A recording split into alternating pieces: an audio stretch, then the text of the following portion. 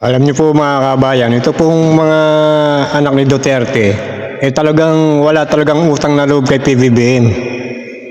Bakit po? Wala po sila talagang utang na loob. Ito sila Baste, Sara Duterte, Pulong Duterte. Wala silang utang na loob kay PBBM. Dapat nga magpasalamat sila kay PBBM eh. I'm waiting Ito po, panoorin po natin ang the ICC at saan ba sa pahayag ni Duterte mga kabayan. libre yan. Baski nag-handcuff ako, I would be very willing to go there. Anytime. Totoo yan. Sa edad ko na ito, I'd rather spend my time. Maganda ang prisuhan doon, sir, komportable.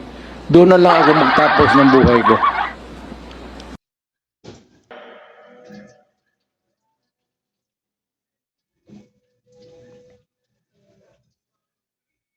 Oh, ayan, narinig nyo mga kabayan.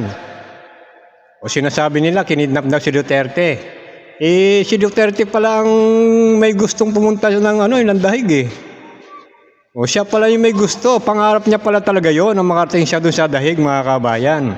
O bakit po sinasabi kong hindi marunong magpasalamat itong mga anak ni Duterte kay PBBM?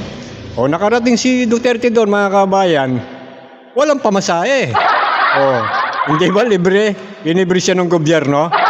Wala siyang gastos. O kaya dapat magpasalamat kayo kay PBBM dahil natupad ni Duterte yung kanyang pangarap na makarating sa dahig. Di ba mga kabayan? O ano sabi ni Duterte? Ang sabi niya kasi doon sa ICC, magandang kulungan doon, komportable siya. Tama nga naman. O kaysa naman siya dito siya makulong, kita mo naman yung manakulong dito, nagsisiksikan, nagkakasakit dahil sa siksikan, samantalang siya doon naka-aircon. May sariling playground, may library, may computer. Saan ka pa? O kaya kayo mga DDS, dapat utang na loob nyo to kay PBBM, dapat